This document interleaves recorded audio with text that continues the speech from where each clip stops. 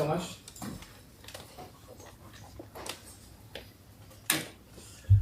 So thank you.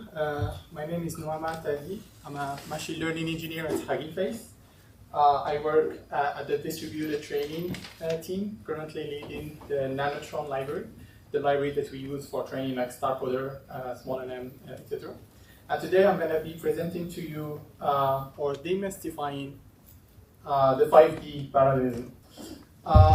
So today we're going to try to see data, tensor, context, pipeline, and expert parallelism in 20 minutes. So good luck. Yeah, so some small introduction. People are training large models. They train them for longer on more data. And they have longer and longer contexts. What's our toolkit? So in our clusters, in our clusters, we're gonna work with GPUs or actually any kind of hardware, but they mostly come in like racks or in nodes. And the node contains typically 4 to 8 GPUs with a very good intraconnect and a cluster combining a lot of these nodes with a lower interconnect. And this is important, like you can notice how the interconnect is almost 20 times faster. So we need to use the NVLink or the intraconnect efficiently when we're going to do the communications on the... Are we doing something? Like again. Test. Okay, so... Everybody celebrate against your face. And to see that, so we have, as we said, nodes of 8 GPUs, and everything is interconnected. And the high interconnect is within one node. And then once you go past that node, then you're going to go through the slow Ethernet. So we need to take that into account when we're going to do a bunch of trainings on a lot of GPUs. So let's start with one GPU. So training on one GPU is pretty simple. You have a forward pass, backward pass, you compute the gradients, and then you do the optimizer step to update the model. Then, when we have a lot of data, a big global batch size, you'd like to do of course you can't fit the whole batch in a single forward. So you're gonna do it in steps, what we call gradient accumulation. So you're gonna do a bunch of forward, backwards, sequential. Now comes data parallelism. Since we have independent batches of data, why not do this in parallel? And this is where data parallelism comes. So we're gonna give each GPU a different batch of data. So they're gonna do the forward, backward in parallel.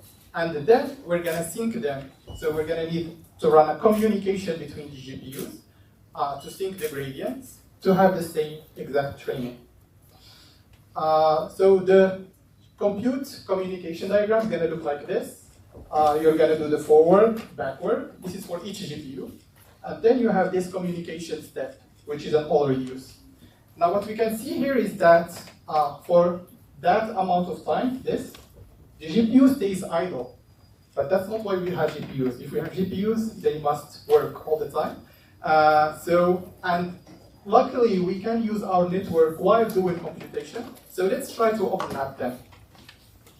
This is where PyTorch DDP comes to the rescue.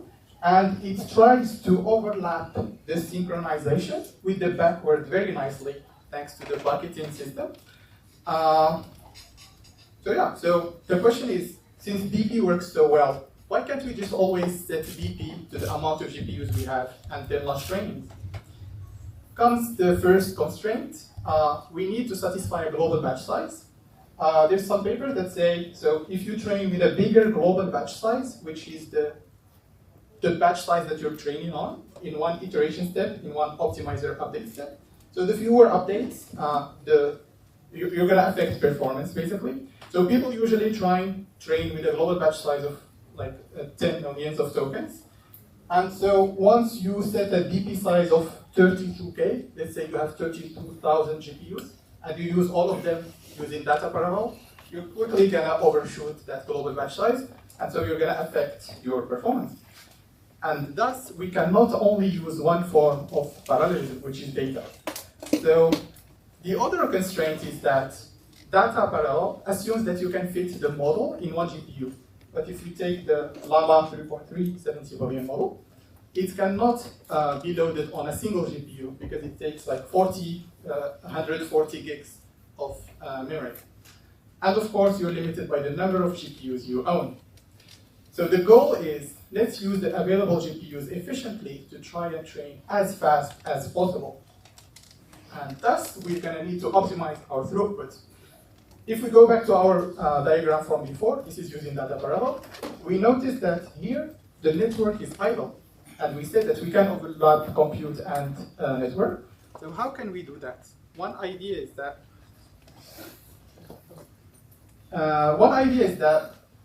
why not shard the parameters here and try to overlap the communication? So we try to communicate the parameters while doing the forward.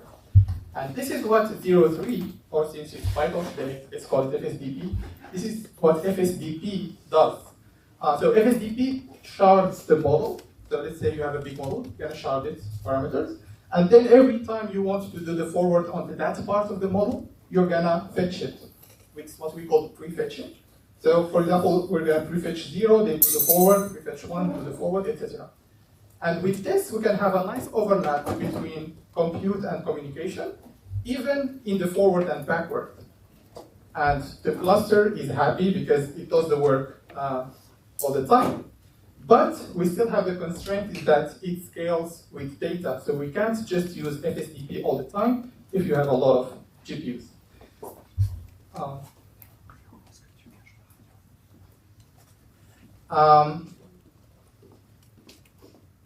So the other issue is that whenever we use one form of parallelism, let's say DP or FSDP, we're going to go through Ethernet, and so we're not going to use the NVLink connection efficiently. But for example, let's say we have TP8, then the TP are going to use NVLink efficiently, and the rest of the parallelism is going to use Ethernet. And thus comes this. I paid for the whole cluster, so I'm going to use every bit of it. Here comes the second form of parallelism, TP. And the intuition behind TP is that if we take a matrix multiplication, it can be parallelized. And it holds even true like for two matrix multiplications. So each GPU is going to hold half of the weights. And each GPU is only going to do half of the compute, keeping the same data. This is why TP is cool. So for data parallel, we were like sharding the data. For TP, we can use the same data and still split the compute and distribute the compute. But we have a very big, scary communication here that is inside the forward and backward, and thus, and it's inside the critical path. Like you can't continue the forward if you don't do the synchronization. And thus, TP requires very high interconnect. So TP,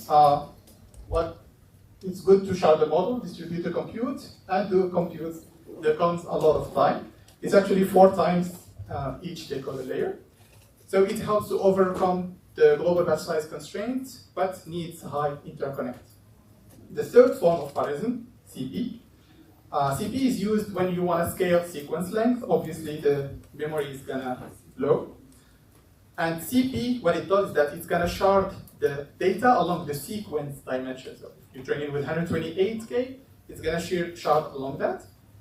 Which module in the transformer needs the full sequence is the attention. So obviously we're going to need to adapt the attention, which means we're going to do the counts every attention layer.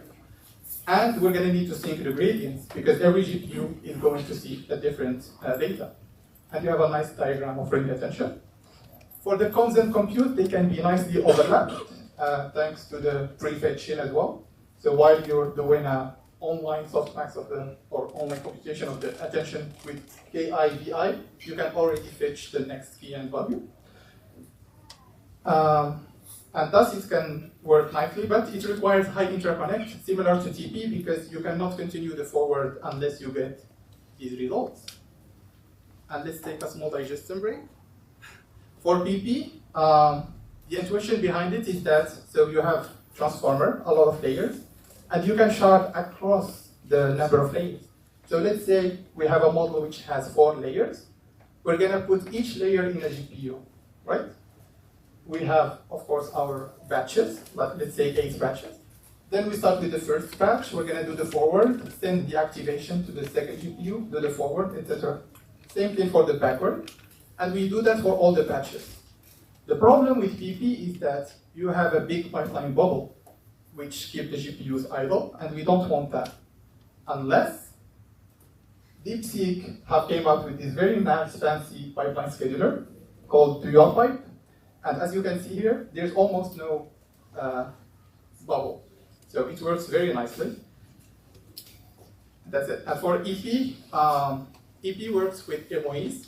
So for MOEs, you're going to have multiple experts.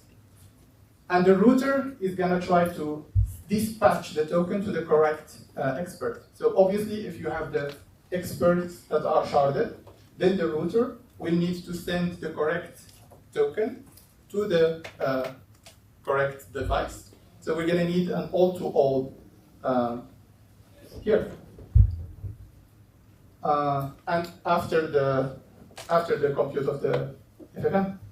So this is expert parallelism. We're just going to chart the experts, and we're going to adapt the MOE layers, which means we're going to add communications every MOE layer, and that's only used for MOE trainings.